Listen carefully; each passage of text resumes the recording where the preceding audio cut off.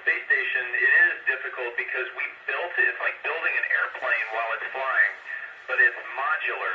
So we build it together with pieces that we put together. So we started out with just the functional cargo block and node 1, and then we slowly, over 10 years, added different modules to it to get to the configuration we're in today.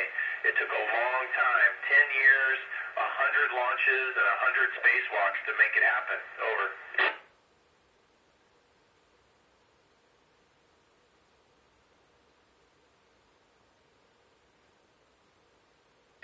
Izzy, one of the challenges is that water doesn't fall to the ground like rain does, and so when the ground gets wet, it doesn't want to go down to the roots. The water just wants to stay at the surface. So we have to develop new types of little pods and technology to be able to pull the water down to the roots. Controlling the way water flows is a really tough problem. Over.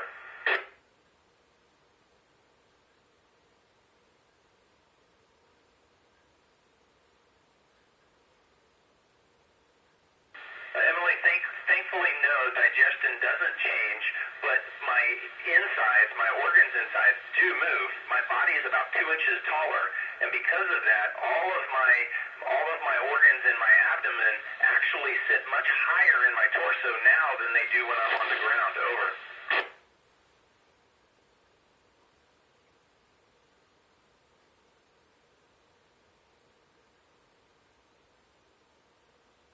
You know, it's truly tough to pick how, because there are so many different things that we do up here, and they're in so many different areas.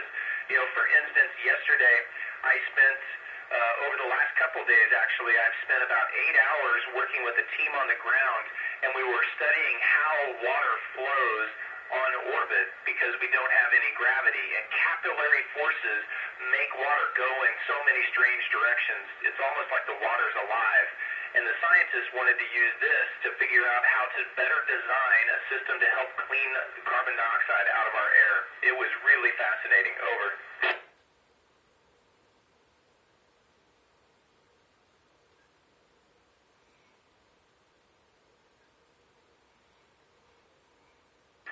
You know, if I start spinning a ball right now, I think it probably would hit the wall, drift slowly and hit the wall before it ever stops. I can't tell that it's slowing down at all. We do have air, so there is a little bit of drag, but there's almost nothing affecting it, so it just spins and spins and spins. Over.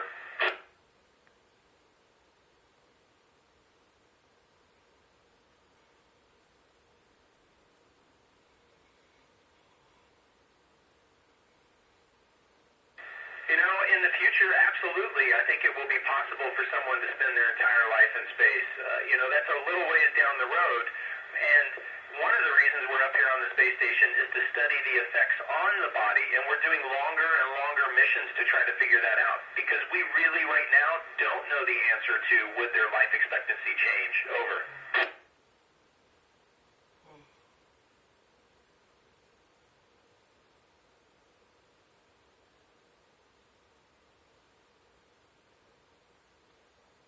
You know, Grace, if you do a handstand in space, the blood doesn't go to your head because it's already kind of there.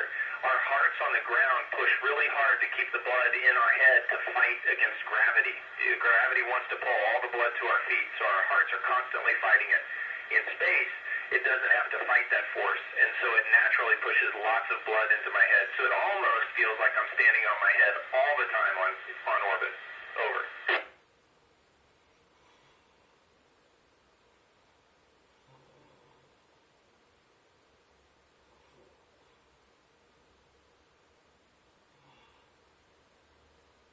You know, we can learn all kinds of things about bacteria and viruses. One of the things that we study is how genetics change, how gene expression changes, and different organisms behave differently up here. Even humans, my genes change because of the radiation environment that I'm in.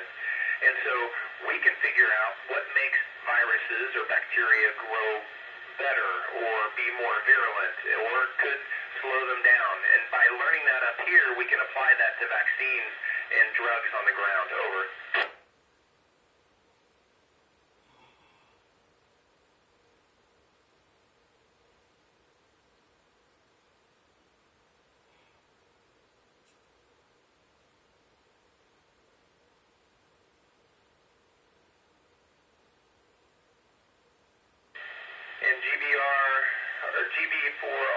ISS. This is NA1SS. How copy?